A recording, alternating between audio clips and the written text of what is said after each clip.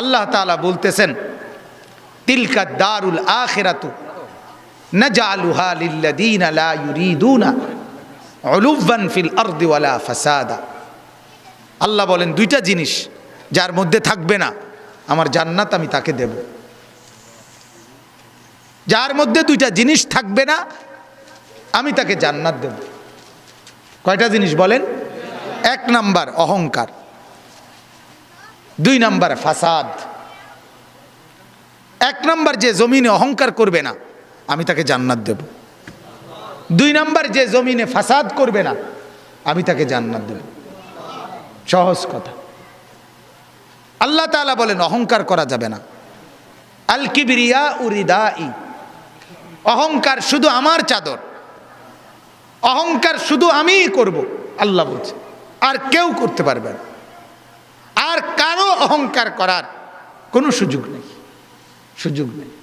হাদিসের মধ্যে আছে আল্লাহর নবী সাল্লাল্লাহু আলাইহি সাল্লাম তিনি কোনোদিন পিছন দিকে হেলান দিয়ে জুতা পায়ে খাবার খেতেন না, বলতেন এটা অহংকারের পরিচয়। আল্লাহর নবী সাল্লাল্লাহু আলাইহি সাল্লাম দুই হাঁটু তুলে পিঠ সোজা রেখে মাথা ঝুঁকায়া এরপরে খানা খেতেন, হাদিস। এবং বলতেন আকুলু কামা ইয়াকুলুল আবদ, এক গোলাম তার মনিবের সামনে যেভাবে খায় আমি মুহাম্মদ আমার রবের সামনে এভাবে খানা খাই। বিনয়, তাওয়াজু, এটা রাসূলুল্লাহ সাল্লাল্লাহু আলাইহি সাল্লামের শোভা ছিল। তাহলে পৃথিবীর মধ্যে আল্লাহ ব্যতীত যদি কেউ অহংকার কিছু করার মতো থাকে তো সেটা রাসূলুল্লাহ করতে পারে। কি বলেন?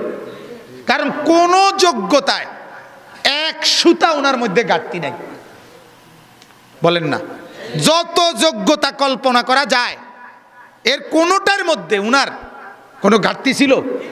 সৌন্দর্য, রূপ, আচার ব্যবহার, কথাবার্তা, জ্ঞান গরিমা, বুদ্ধিমত্তা, চলন বলন সব কিছুতে তিনি সেরা। তবুও তিনি কোনোদিনও অহংকার করেন না, অহংকার করেন।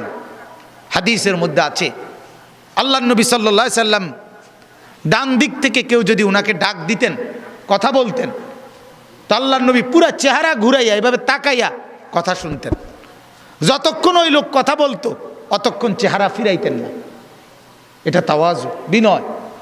এমন না যে সামনের দিকে তাকাইয়া আছে ওই বেটারে বলছে হ্যাঁ কবে না শুনতে আসি, তো এমন হয় না আমাদের। আল্লাহ রসুল এটা করতেন না। কেউ হাতে মুসাফা করছে, নবীজি কখনোই নিজের হাত টেনে নিতেন না, ওই লোক যখন হাত ছাড়াইতো তখন ছাড়তেন। তাওয়াজু, বিনয় ছিল। তাহলে এই জন্য ভাইয়া অহংকার যে করবে না আল্লাহ বলেন আমার জান্নাত তার জন্য। অহংকার কাকে বলে? আল্লাহর নবী বলছে দুই জিনিসকে। কয় জিনিসকে বলেন? এক নাম্বার বাতারুল হক, যত কিছু হক শরীয়তের বিধিবিধান এর যে কোনো একটাকে অবজ্ঞা করা, ফেলে দেওয়া, পরিত্যাগ করা, নিজের জীবন থেকে বাতিল করে দেওয়া, এটাই অহংকার। এই লোকটাই অহংকারী। এজন্য যত যুবক, যত মুসলমান নামাজ পড়ে না, সেজদা করে না, এরা অহংকারী। কারণ এটা হক, সত্য বিধান ইসলামের, এইটাকে সে অস্বীকার করছে, অবজ্ঞা করছে। এই অহংকারী যত শুদ্ধ কথাই বলুক, ডিগ্রি 18 কিসিমের ডিগ্রি লোক, কথা বুঝেন না, সে আপনার অভদ্র। সেজদাবিহীন কোনো মানুষ ভদ্র হইতে পারে না। নামাজবিহীন কোনো সন্তান, কোনো মানুষ ভদ্র হইতে পারে না, হতেই পারে না, হতেই পারে। আল্লাহ ইবলিসের পরিচয় বলছে কোরআনে। আল্লাহ বলছে ইবলিসকে জানো? ইবলিস সে যে সেজদাকারীদের অন্তর্ভুক্ত ছিল না। লাম ইয়াকুম মিনাস সাজিদিন, সেজদাকারী নয় যে, তার পরিচয় ইবলিস। অতএব দোস্ত, তুমি তোমার পরিচয় ঠিক করো, তুমি মানুষ কিনা না ইবলিস, সেজদার ভিত্তিতে প্রমাণ হন, সেজদার ভিত্তিতে প্রমাণ হন। ফারকু মা বাইনানা ওয়া বাইনাল কুফরি আস-সালাহ। আল্লাহর নবী বলেন আমি আর আমরা, ঈমানদার আর বেঈমান পার্থক্য নামাজ। কি নামাজ? সালাত। নামাজ। আমি প্রায় বলি আগা কাটা না, আগা কাটলে মুসলমান, আগা না কাটলে মুসলমান না। না, আগা কাটার ভিত্তিতে কি না মুসলমানের হিসাব কিতাব। ওইটা একটা সুন্নত আমল, এটা একটা জরুরি আমল। কিন্তু মুসলমান আর বেঈমানের পার্থক্য সেজদা। কি বলেন না? সেজদা, সেজদা, নামাজ। প্রত্যেকটা বিধান। যে সুদ খায় সে অহংকারী, যে ঘুষ খায় সে অহংকারী, যে মিথ্যা বলে সে অহংকারী, যে অশ্লীল ছবি দেখে, নর্তকীর নাচ দেখে সে অহংকারী, যে মা বেপর্দা চলে ওই মা অহংকারী, যে বোন বেপর্দা চলে ওই বোন অহংকারী, যে বিবি বেপর্দা চলে ওই বিবি অহংকারী, যে ঘরে রঙিন টেলিভিশন চলে ওই ঘরওয়ালারা দেমাগি অহংকারী। আর আল্লাহকে পরোয়া করে না, আর আল্লাহকে মূল্যায়ন করে না। আর আল্লাহ বলেন আমার সাথে যে অহংকার দেখায় কাসাম তুহু, আমি তারে এমনভাবে ধরি এক আষাঢ়ে আমি সোজা করি। আল্লাহ বলেন আমারে চেনো নাই, তো বোঝোই নাই আমাকে। ওমা কাদারুল্লাহ হাক্কা কদরি। আল্লাহ বলে আরে মানুষ তোমরা আমারে চিনো না, আন্দাজ করো না, আন্দাজ করবা। আমি রহম করছি, কিন্তু আমার নাম যেমন রহমান, আমারই নাম কাহার। আমার নাম যেমন রাহিম, আমারই নাম জব্বার। মনে রাখ, আমার দোনো নামের অর্থ শুনে নাও।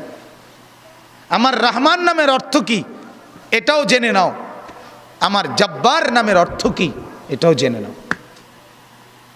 আমার রাহিম নামের অর্থও শোনো, আমার কাহার নামের অর্থও শোনো, তাইলে আন্দাজ করবা।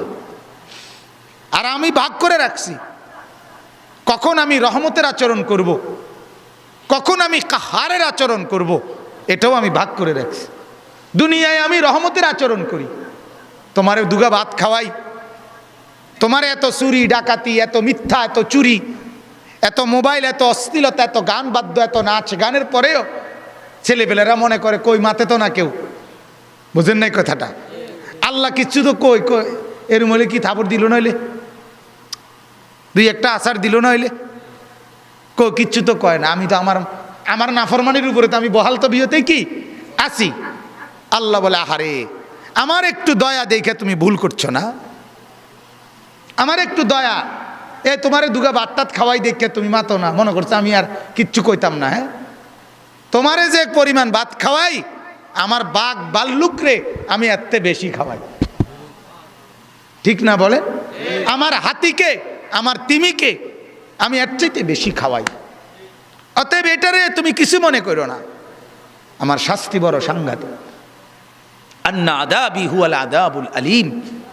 আল্লাহ বলেন আমার আযাব বড় ভয়ঙ্কর আযাব। অতএব আমার বাপ প্রত্যেকটা গুনাহ অহংকার, প্রতিটা গুনাহ কি বলেন না?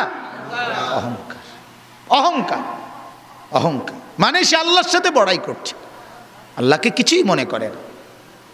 ছেলেরা, এই বাপ একজনও যদি হয়, একজনও যদি শুনে থাকো, তোমার কাছেই বলছি, আল্লাহর কথার একটা নিয়ম মনে রাখবেন, সবাই একরকম হয়ে যায়েন না, একজন আরেকজন থেকে আলাদা হয়ে যান। অর্থাৎ সবাই একত্রে একসাথে গুনার উপরে জমে যায়েন না। গুনার পরিবেশ থেকে আপনি একজন হলে একজনই আলাদা হয়ে যান, আপনি তার জন্য আর ফিকির করেন না। যখন দেখবেন নাফরমানি ছাড়ছে না, আপনি নিজেকে বাঁচায় ফেলেন। হাদিসের মধ্যে আছে, হযরত হুযায়ফা রাদিয়াল্লাহু তাআলা আনহু বলছেন, ইয়া রাসূলুল্লাহ, যদি আমি কখনো এমন দেখি যে আমার সমাজের প্রত্যেকেই গুনাহ আর নাফরমানির মধ্যে মজবুত হয়ে গেছে, আমি কি তখন তাদের সাথে মিশে যাব? আল্লাহর নবী বলছেন, না, প্রয়োজনে গাছের গোড়ালি, গাছের শেকড় কামড়াইয়া ধইরা হইল, একলা হইল, নিজেকে বাঁচাইবে। বুঝছেন? আমরা দিবানিশি বলে যাচ্ছি, কিন্তু এর ভিতরে দিয়া গোটা পৃথিবী আমল না করুক, তো নিজের ব্যাপারে সিদ্ধান্ত নিয়ে রাখছি আমি নামাজ পড়বই। আমার শায়েখ আল্লামা মুফতি মুশতাকুন নবী সাহেব বলে এই কথা, যে জিকিরের কথা আমি দিন রাত বলে যাচ্ছি, আর বলার দ্বারা যে পড়ছে তো পড়ছে, কিন্তু কেউ যদি না পড়ে, আমি মুশতাকুন নবী সিদ্ধান্ত নিয়ে রাখছি আমি জিকির করমুই। হুজুরের কথা এটা, আমি এটা করমুই, বাকি অন্য করেও বলতেছি। এখন যদি কেউ না শুনে অসুবিধা কি? 300 বছর দাওয়াত দিছে, এমন নবী পৃথিবীতে ছিল একজনও ঈমান আনে নাই, হাদিসে আছে, বুঝেন নাই? একজনও কি আনে নাই? কিছে ওই নবী মার গেছে নাকি? ওই নবী বাদ। সূরা ইয়াসিনের মধ্যে আছে 3 জন নবী একত্রে দাওয়াত দিছে, 3 জন রাসূল। ফাআজ্জাজনা বিসালিতিন, তৃতীয় জনকে দেওয়ার পরে 3 জন রাসূল, 3 জন রাসূলের দাওয়াতে ঈমান আনছে শুধু একজন। ওয়াজাআ মিন আকসাল মাদিনাতি রাজুলুন ইয়াসআ, একজন। কি হইছে এতে? এজন্য বাপ, এটা ফিকির করা আমার দ্বারা যেন অহংকার না হয়। আমি অনুরোধ করছি, আপনারা যারা শেষবারে বসলেন, আল্লাহ আপনাদের উপরে রহম করেন। আপনাদের কাছে অনুরোধ বাজান, যখনই কোরআনের কথা শুনবেন, আল্লাহর কথা শুনবেন, দিল সাফ করে বসবেন, নিয়ত করে বসবেন। 6 ঘন্টা না শুনলেন, 1 ঘন্টাই যখন শুনবেন, একদম ফারেক হইয়া, কোনো দোস্ত বন্ধু লগে না লইয়া, একলা চুপচাপ শুনবেন। বন্ধুকে বলে দিবেন, তুই আনতে সর, আমি আমার কথাই শুধু শুনবো। এখন দেখবেন এতে ফায়দা হয়, এতে ফায়দা হয়, উপকার হয়। আজকে এজন্য এই গুনার উপরে জমে থাকা, ঠাট্টা মনে করা, ওয়াজটাকে ঠাট্টার বিষয় বানায় ফেলে, হাসে, ব্যাটকায়, কিচ্ছা কয়, গল্প করে, তামসা করে, এটার নাম ওয়াজ। মানুষ জমছে না বাজান, না বাজান। আখেরাতে লোকসংখ্যার ভিত্তিতে নেকি না, লোকসংখ্যার ভিত্তিতে না, না না। কোরআনে আল্লাহ বলছে আমি কোয়ান্টিটি না, আমি কোয়ালিটি দেখব। আমি পরিমাণ না, গুণগত মান দেখব, গুণগত মান। কারো 1 সেজদা 7 আসমান আর জমিনের চাইতে ভারী হবে, কারো 1 কোটি সেজদা ওজনে আসবে না। ওই যে সুন্নত মোতাবেক হয় নাই, কোরআনে আছে, ফালা নুকিমু লাহুম ইয়াউমাল কিয়ামাতি ওয়াজনা। কোন কোন নাফরমানের সমস্ত আমল ওজনে আসবে না, মানে এটা 1 কেজি হইতো না। এই জন্য ভাইয়া মাকসাদ স্পষ্ট হওয়া চাই। আমাদের ভিতরে ইখলাস দরকার, আমারও, আয়োজকদেরও, শূন্যওয়ালাদেরও, নাহলে কাঙ্ক্ষিত খরচ হয়। প্রতিটা মাহফিলে কষ্ট আছে, প্রত্যেকটা মাহফিল মেহনতের মাহফিল। এনে আইসা বক্তা হিসাবে শুধুমাত্র 1000 টাকা চুক্তি করে নিয়ে যাওয়া, এটার নাম জিন্দিগি না। এর পিছনে অনেক শ্রম ব্যয় আছে, তাহলে এটার একটা ফলাফল চাইতে হইব। কথা বলেন না? ফলাফল এটাই কি যে লোকেরা বললো তারার মাহফিলে লোক হয়েছে, এটাই ফলাফল? এটাই প্রাপ্তি? তারার মাহফিলে লোক হয়েছে না, এটাই অপ্রাপ্তি? এটা ব্যর্থতা? তাহলে প্রাপ্তি এবং ব্যর্থতা তো এটা না। কয়জন আল্লাহর বান্দার কলিজায় আখিরাতের মহব্বত আসছে, এটা দেখার বিষয়। কয়টা ছেলের ভিতরে নামাজের জজবা আসছে, এটা দেখার বিষয়। এই জন্য আমার অনুরোধ, আল্লাহ তাআলা বলে বান্দা অহংকার করলে আমি জান্নাত দেব না, আর অহংকার না করলে আমার জান্নাত তোমার জন্য। আর প্রতিটা নাফরমানি অহংকার, অহংকার। 2 নম্বর হলো গামতুন নাস, অপরকে তুচ্ছ করা, মানুষকে তুচ্ছ তাচ্ছিল্য করা যে কোনোভাবে, এটা অহংকার। এটা কি বলেন না? অহংকার। অতএব আল্লাহ বলেন অহংকার করবে না, আমার থেকে জান্নাত বুঝে নিবা। আর আমি অল্প কথার জন্য বললাম, অহংকার 2 জিনিস। আল্লাহ আল্লাহর রসুলের কোনো নাফরমানি হওয়া, এটাই অহংকার। আর মানুষকে হেয় করা, এটাই অহংকার। আমরা দ্বিতীয়টা যদিও কিছুটা বুঝি, প্রথমটা বুঝি না। বুঝেন নাই কথাটা? একজন আরেকজনরে হেয় করা, এটা যে অহংকার কয়, এটা মোটামুটি সবাই বোঝে।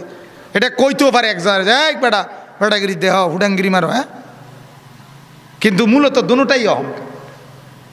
গুনাহ অহংকার, কারণ গুনাহ মানেই তো হলো তুমি আল্লাহকে কি করছো না, পরোয়া করছো না।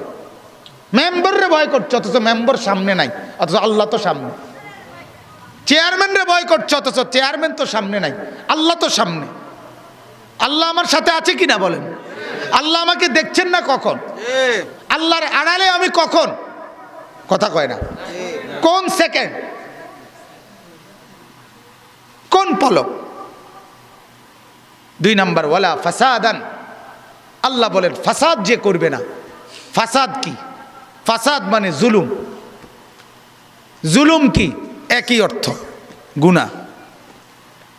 অর্থাৎ আমার কাছে যা প্রাপ্য আল্লাহ আল্লাহ রসুলের পক্ষ থেকে, এর ব্যতিক্রম করাই জুলুম, এর ব্যতিক্রম করাই বিশৃঙ্খল। একই অর্থ। অর্থাৎ এখন নামাজের ওয়াক্ত, এখন নামাজ না পড়া, এটাই ফাসাদ, এটাই বিশৃঙ্খলা, এটাই সমাজের অশান্তির কারণ। হালাল খাওয়ার কথা, হালাল না খাওয়া, এটাই অশান্তির কারণ। সমাজের এত বিশৃঙ্খলা কেন? কেন? 5ম শ্রেণীর ছাত্রী ধর্ষিতা, 7ম শ্রেণীর ছাত্র ধর্ষক, নির্যাতনকারী। নাউজুবিল্লাহ। আমরা কোথায় নেমে আছি? গুনাহ আমাদেরকে কই নামায় দিছে? সিনেমার নর্তকী প্রথম বলল তার পেটে সন্তান, তার কিছুদিন পরে বিয়ে করল, বাচ্চা হইল আগে, বিয়ে করছে এরপরে। ওমা কি আশ্চর্য দেশ, কি আশ্চর্য! এটাও ফেসবুকে, এটাও মোবাইলে। তার মানে গুনার উপরে আরো দম্ভ, অহংকার, গুনার প্রদর্শনী। যে জিনা কিভাবে করে আমার থেকে দেখো, ব্যভিচার কিভাবে করে, সন্তান হবে কখন আর বিয়ে করতে হবে কখন আমার তে শেখো। একবার একজন নাম করা খেলোয়াড় আছে, আর্জেন্টাইন খেলোয়াড় নাকি মেসি, সে পত্রিকা ছিল 2 সন্তান নিয়ে ওই মহিলার এরপর বিয়ে করছে। 2 সন্তানের বাপ হয়েছে যখন, এরপরে বিয়ে করছে। তো ওরা তো কাফেরের জন্য সাজে, ওরা তো বেঈমান। কথা বলেন না? এক মুসলমান পরিচয়ধারী তারা এটা কিভাবে করতে পারে? অথচ এটা এই সমস্ত নর্তকী সিনেমার এরা হয়ে যায় আমাদের মহিলাদের পছন্দের মানুষ। এজন্য বাপ, প্রত্যেকটা জুলুম, প্রত্যেকটা গুনাহ ফাসাদ, বিশৃঙ্খলা, সমাজকে স্থায়িত্ব দিবে না। আপনারা জানেন না, আমরা দিবানিশি বলি বাজান, চতুর্দিকের মসজিদ মাদ্রাসাগুলো কোরআনের হাফেজরা, ছোট ছোট মাসুম বাচ্চা যারা কোরআন পড়ে, বিশ্বাস করেন এদের বরকতে জমিন টিকে আছে। নাইলে মুসলমানের মহল্লা আজকে এমন, ফজরের নামাজের সময় হাঁটলে দেখা যায় যে মহল্লা যেন গোরস্থান, কবরস্থান। এখানে মুসলমান জনবসতি বসবাস করে এটা বোঝা যায় না। মসজিদগুলো বিরান, ফাঁকা, 5 জন মুসল্লি, 2 জন মুসল্লি। শুধু একমাত্র যদি কোথাও মাদ্রাসা থাকে, ওই মাদ্রাসা রাত 4টা থেকে হেফজখানা সজাগ। কি ভাই? রাত 4টা বাজে সজাগ। তাইলে শুধুমাত্র আল্লাহ তাআলা এক দিনের বেনামাজি ফজরের নামাজের এই দৃশ্য দেখে ধ্বংস করে দেওয়ার কথা। ফজরের নামাজের আগ টাইমে আল্লাহ বহু কওম কোরআনে আছে ধ্বংস করছে। কওমে লূত, যাদেরকে আল্লাহ জমিন উল্টায় দিছে এই ফজরের আগ টাইমে। কওমে সামুদ, কওমে শুআইব, এই 2 জাতিকে ফেরেশতার বিকট চিৎকার দিয়া ধ্বংস করে দিছে ফজরের আগ টাইমে। কওমে আদ, ঝড়ো বাতাস দিয়ে আল্লাহ ধ্বংস করে দিছে ফজরের আগ টাইমে। ফজরের টাইমে কোরআনে আছে ফাজাআহা বাসুনা বায়াতান, আমার আযাব রাত গভীরে আসে। অহুম না ইমুন, যখন সবাই ঘুমন্ত, আমি ধ্বংস করে দেই তখন। এই জন্য বাপ, এই জমিনের স্থায়িত্ব কোরআন পড়নেওয়ালা বাচ্চারা, এই মসজিদ মাদ্রাসা, নুরানি মাদ্রাসা, হিফজখানা, এদের বরকতে বাকিরা টিকে আছে। কোরআনে আছে, আল্লাহ বলছে ইমানদার আছে বলে আমি আল্লাহ তাআলা জমিন সাজায় রাখছি। ইমানদার না থাকলে আমার জমিন আমি রাখবো না। যেদিন ফেরেশতারা গিয়ে আল্লাহরে বলবে, আল্লাহ আজ আর আপনার জমিনে আল্লাহ কেউ বলছে না, একজনও নাই, সেদিন রব্বুল আলামিন বলবে ইসরাফিলকে, ইসরাফিল লাগা, ফু লাগা, আর রাখিস না। আল্লাহ পাক শুধু চেয়ে থাকে আমার নামের আওয়াজ আসে কিনা। লা তাকুমুস সাআ হাত্তা ইউকালা ফিল আরদি আল্লাহ আল্লাহ। এজন্য বাপ, বাংলা অঙ্ক ইংরেজির উপরে জমিনের স্থায়িত্ব না। ডাক্তারি, কবিরাজি, ইঞ্জিনিয়ারির উপরে এটা প্রয়োজন, এটা জরুরত। কিন্তু জমিন টিকে আছে কোরআনের বরকতে। কিসের বরকতে বলেন না? জিকিরের বরকত, কোরআনের বরকত, সেজদার বরকত, তাহাজ্জুদের বরকত। আপনারা জানেন কত আল্লাহর বান্দারা রাত গভীরে চোখের পানি ফেলে কাঁদে। ওনাদের চোখের বরকতে আল্লাহ তাআলা বাকিদেরকে পালে পালে। কুল হিয়া লিল্লাযীনা আমানু, আল্লাহ তাআলা বলে নেককারদের বরকতে তোমাদেরকে জমিনে যদিও দুনিয়াতে দিচ্ছি, চালায় নিচ্ছি, তবে এটা মনে রাখো হাসরের ময়দানে কিন্তু নেককারদের বরকতে তোমরা নাফরমানরে খাইতে দিতাম না। হাসরের ময়দানে একদম আলাদা আলাদা করে ফেল। এজন্য আমার কথা এটাই, এক নাম্বার কথা হলো আল্লাহ বলেন আমার জান্নাত দেব তাকে অহংকার যে করবে। এই জন্য যে কয়জন নওজোয়ান ছেলে বাপ অহংকার না করা চাই। কোরআনে আল্লাহ বলছে ওয়ালা তামশি ফিল আরদি মারাহান, অহংকার করো না বান্দা। ইন্নাকা লান তাখরিকাল আরদা, তুমি যত বড় অহংকারই করো না কেন, যত জোরে পাও হাঁটো না কেন, জমিন তুমি ফাটাইতে পারতা না। ওয়ালান তাবলুগাল জিবালা তুলা, এবং যত বড় অহংকার করে মাথা আলগি দাও না কেন, পাহাড় সমান লম্বা হইতে পারবা না। তাই যে বড়াই করো কেন, তোমার থেকে তো তাল গাছ লম্বা, আরে কলা গাছও তো তোমার থেকে লম্বা, ঠিকই না বলো? সুপারি গাছও তো তোমার থেকে লম্বা, তো তুমি তার বুড়ে তো সুপারি গাছের সমানও না, তুমি বড়াই করো কেন? আমার শায়েখ বলে একটা বনরুডির মধ্যে তো 2 দিন মেয়াদ লেখা থাকে, আর তোমারে ভালো ভালো মাছ গোশত দিয়া খাওয়াইয়া তোমার পেটে রাখলে 5-6 ঘন্টাও এটার মেয়াদ থাকে না, তুমি নিয়ে এটি বাথরুমে জমা দিয়ে এলো। তাইলে তুমি এই দুর্বল যে তুমি 5-6 ঘন্টাও মেয়াদ রাখতে পারো না, তুমি বেড়াগিরি দেখাও কেউ। একজন অত্যাচারী শাসক ছিল ইয়াজিদ ইবনে মুহাল্লাব, ওই জামানার একজন বড় বুজুর্গ মালিক ইবনে দিনার রাহমাতুল্লাহ আলাই। ওনার সামনে একদিন ওই ইয়াজিদ বলছিল যে মালিক তুমি আমার পরিচয় বলো তো।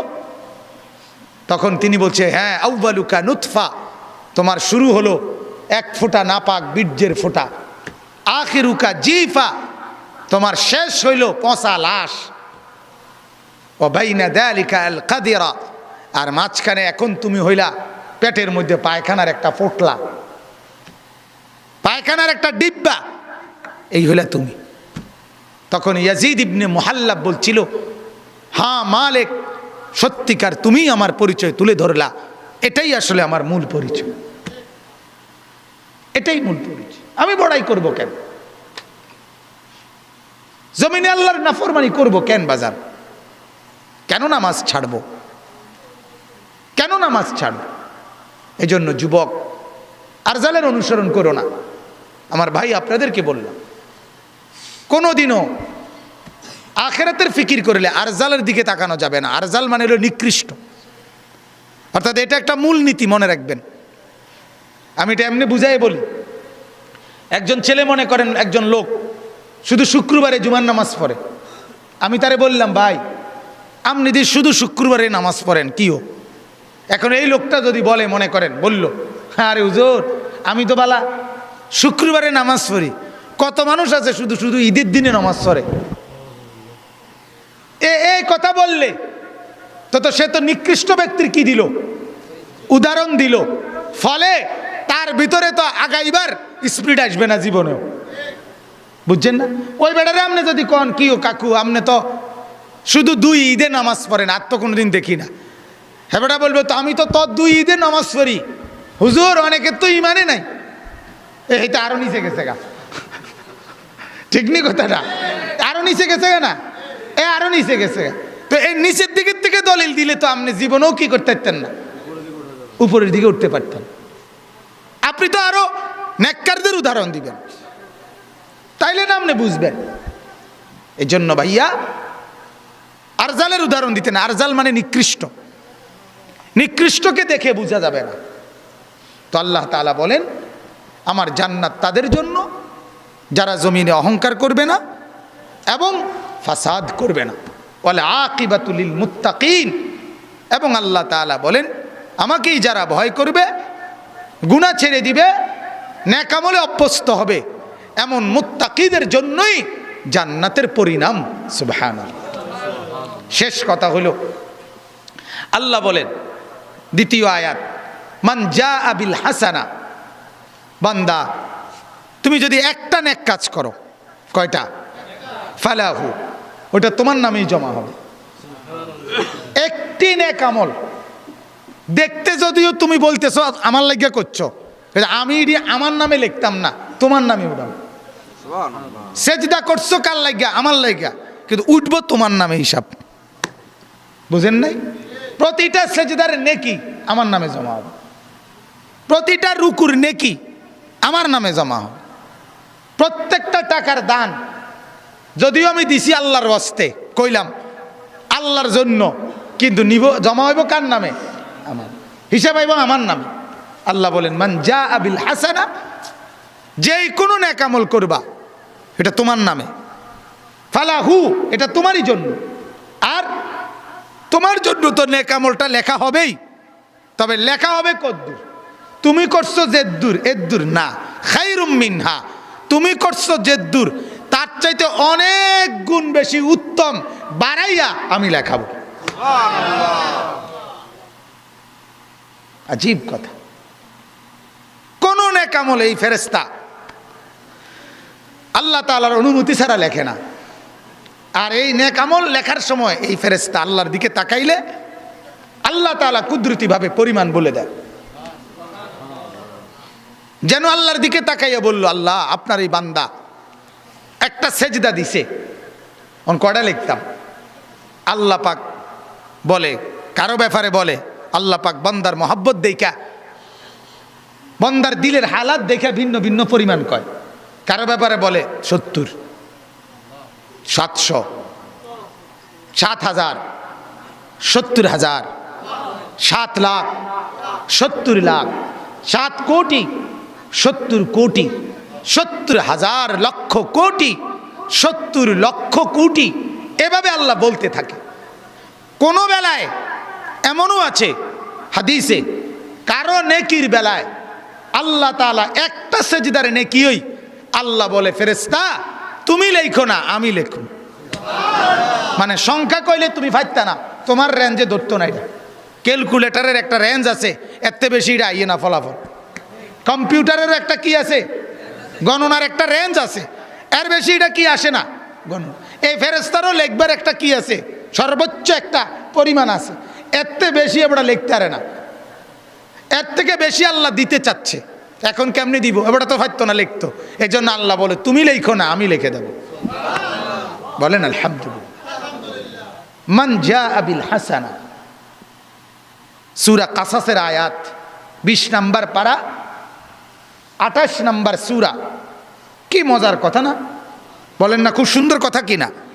আল্লাহ বলছেন মালিকের কথারে মজা মনে করা এটাও নেই কি?